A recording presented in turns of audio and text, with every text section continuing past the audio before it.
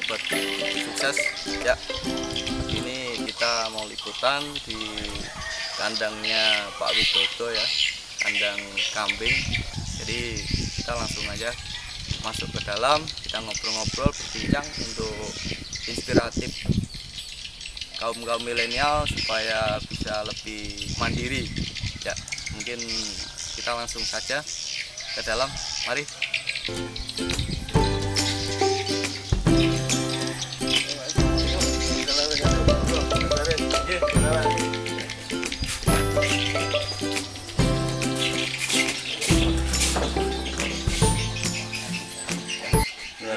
Sini Mas Pak Wid, jadi kedatangan kita ke sini untuk liputan dan juga untuk channel inspirasi anak-anak muda dan orang-orang yang saat ini dalam bingung mencari karirnya ya. Jadi monggo kita mungkin bisa memperkenalkan diri. Oke, monggo. Assalamualaikum warahmatullahi wabarakatuh. Waalaikumsalam warahmatullahi wabarakatuh. Saya Widodo. Asli saya dari Blitar, Jawa Timur. Saya di sini sebagai pemilik usaha ternak CP Mulia Inti Sukses. Kalau CP-nya, kalau namanya ternaknya itu Wis Mambek. Ini ya, saya Wis Mambek ya. Ini sebelum ngomong ke ternak, ini saya cerita latar belakang saya ke Kaltim itu. Penting sekali Pak. Di tahun 1993 saya merantau ke Kaltim. Pertama itu saya ke Rantau Pulung. Rantau Pulung itu ada kakek di Rantau Pulung SD7 itu, SD3. Ya. Dan alhamdulillah saya langsung kerja itu di Prodesa itu sebagai hotman singso. Awalnya itu. Dan dari hotman singso itu terus naik jadi tukang singso. Tapi karena namanya naluri itu nggak bisa di situ itu kerja, tapi kan kerja kepeksa. Terpaksa ya, akhirnya asik dah itu. Singkat cerita saya keluar dari situ terus ke Kuntang. Kerja di El Nusa, terus habis itu balik Sangatta. Ya itu namanya kerja di perusahaan kan, habis kontrak bingung lagi gitu. Nah, terakhir kemarin 2003 masuk di Bank Mandiri. Setelah di Bank Mandiri itu juga ngerasa kok belum jadi saya sendiri. Masih menjadi orang lain. Nah, akhirnya tahun 2012 saya itu masih di bank mutusin buka ternak ini. Iya. Jadi ini ternak saya buka tahun 2012. Tahun 2012 buka kandang. Alhamdulillah di tahun 2013 saya udah berani resign dari Bank Mandiri tadi. Nah, dari situ saya alhamdulillah nekuni di ternak ini sampai sekarang. Iya. Ya monggo sampean mau tanya-tanya apa, jadi siapa tahu saya bisa maparkan, saya jawab sesuai ekspektasi saya. Siap. Monggo Mas Aris. Jadi untuk yang pertama di sini ini ada berapa jenis kambing domba ya Pak ya? Kambing domba ya. Alhamdulillah di peternakan Wis Mambek ini kita kan tidak mandang jenis kambing apa karena semua di sini itu ada pasarnya.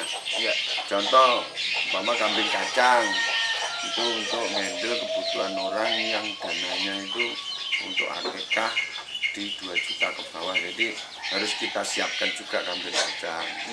Terus ada kambing blegon, itu kita siapkan untuk dana yang 2 sampai 3 juta.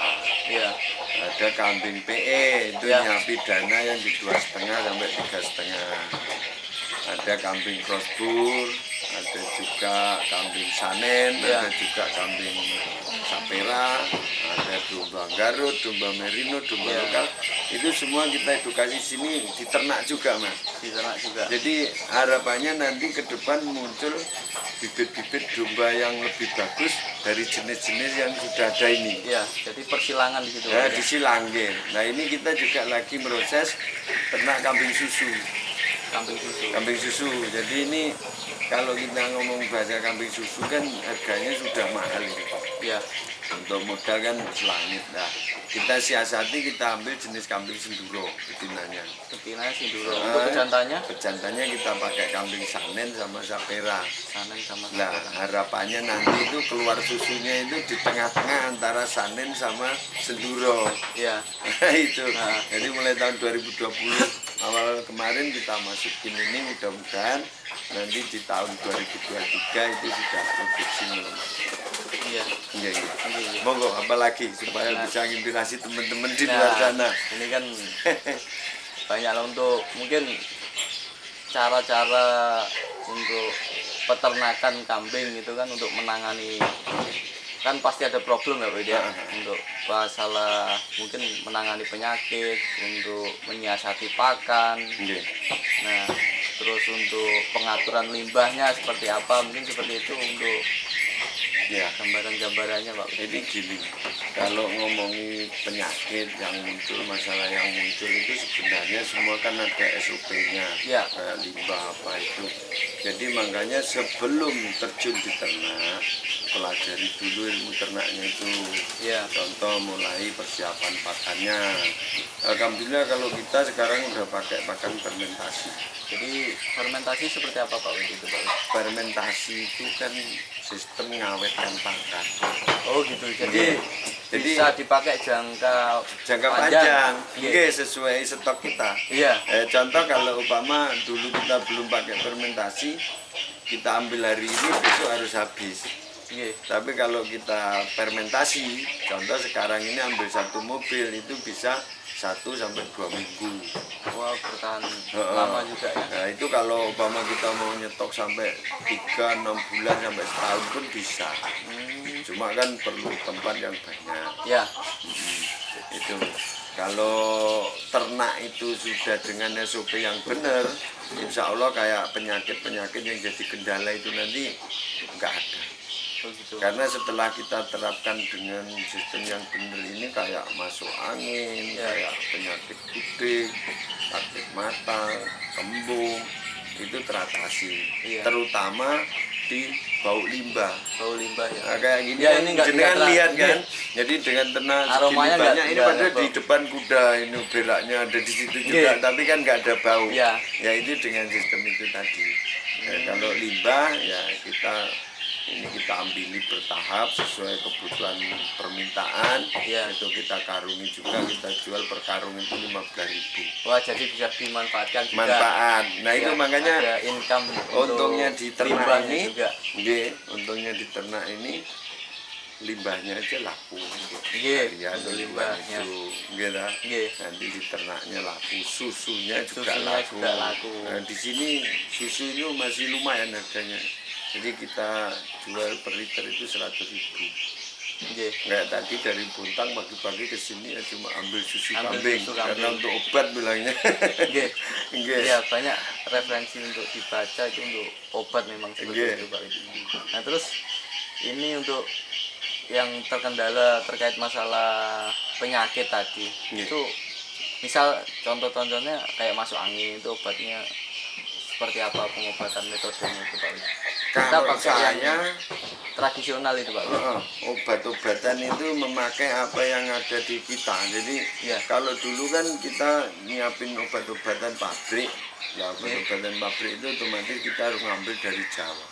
Oh iya. Nah, pas suatu saat pernah ada yang sakit, stok obatnya habis. Iya. Akhirnya kita sekarang itu kita ambil obat-obat yang alami. Jadi Iya. kalau masuk angin Iya, contohnya iya, kan, iya. itu kita itu pakai kopi. Pakai kopi. Iya. Oh, ngopi juga. Iya, iya kayak Kambingnya kopi kita juga. itu cuma itu diseduh aja kopi sama air mendidih, Iya.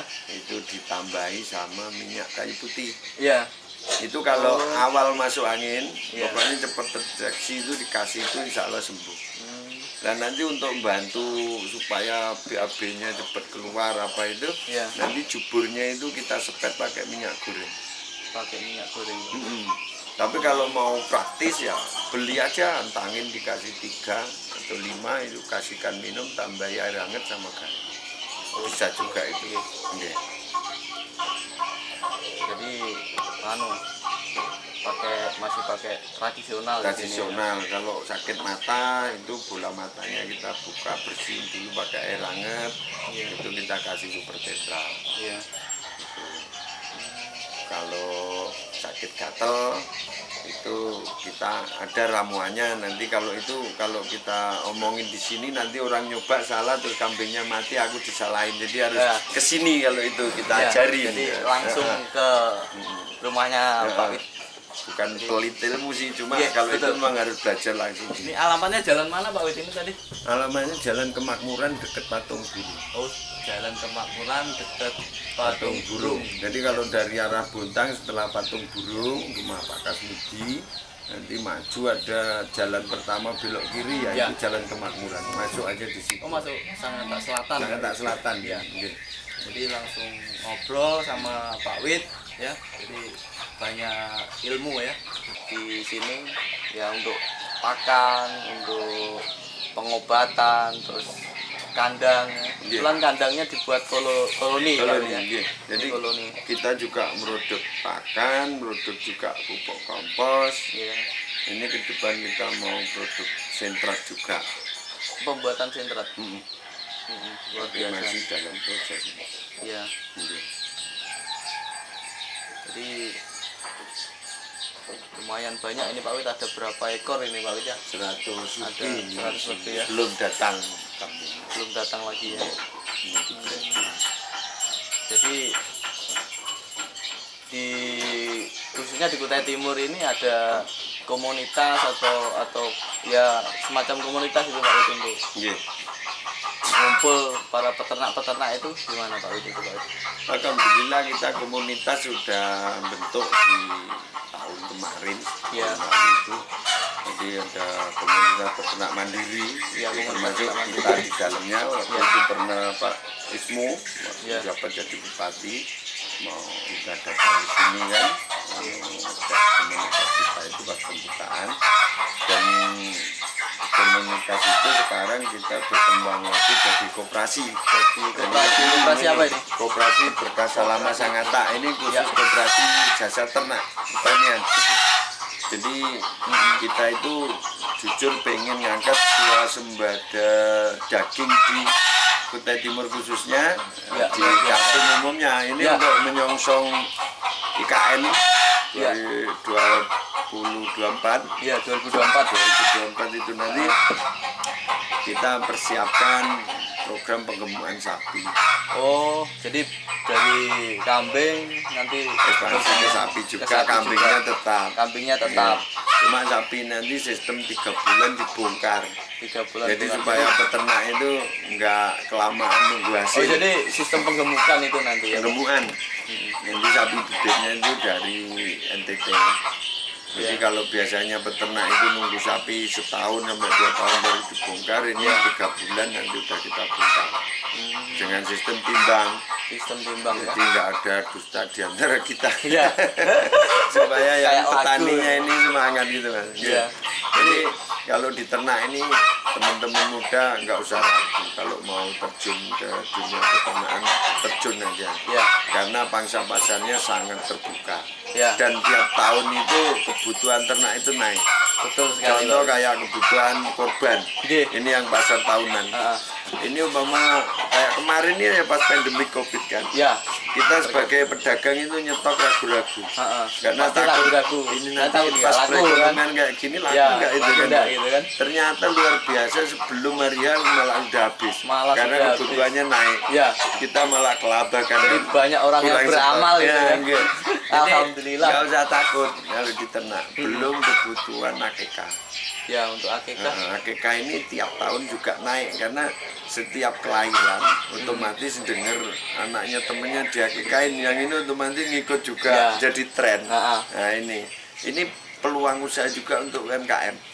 Jadi kita bikin olahan itu tadi untuk pengolahan akikah apa itu jasa itu peluang juga. Jadi grafiknya untuk pasar itu selalu naik terus ya. Nggak lagunya. Jadi nggak usah mikir pasarnya gimana kalau ternak. Gitu. pasar nanti nyari di mana populasinya itu yang besar di situ ada. Iya. Nanti kalau sudah swasembada ternak, otomatis pasar terbentuk sendiri. Contoh kayak saya ini kan wis mambe ini lokasinya kan sampean tahu sendiri. Ya. Ngiwo kalau orang Jawa bilang itu. Jadi kalau belum biasa ke sini ya bingung ya. Nggih. Masih muter dulu ya. Jadi ini kan banyak, ada kuda juga di sana, ada payau juga Pak Wid. Jadi gini Mas. Ya. Kenapa saya itu jual kambing kok piara kuda? Iya, ada burung juga saya lihat. Piara payung, piara burung. Ini kan untuk entertain. Jadi orang main ke sini boleh. Ya. Mau beli kambing alhamdulillah. Mau berkuda monggo. Betul. Jadi saya bikin peternakan ini kemarin dengan 3 tujuan. Yang pertama itu usaha. Kedua itu edukasi. Pengennya itu mengenalkan ke adik-adik dari PAUD sampai sarjana, sampai yang pasca mau pensiun, bahwa dunia ternak itu sangat menjanjikan, tapi dengan ilmu yang mumpuni, jangan asal-asalan. Jadi di sini kita bisa ternak itu berapa ekor ya yang bisa nyukupin untuk kebutuhan kita, itu kita bisa jelaskan di sini. Nanti untuk lebih panjang lebarnya jelasnya bisa main langsung ke sini atau WA saya di nomor 0812. Ya, nanti dicatat di sini nomornya ya. Dicatat di bawah ya. Catat di bawah nanti nomornya. 57194 itu langsung sama saya. Iya. Jadi terus misi yang ketiga tadi apa Pak itu? Ya kan usaha, edukasi, kemitraan. Makanya kita bentuk komunitas, bentuk koperasi. Itu kan untuk nampung teman-teman yang masih kerja.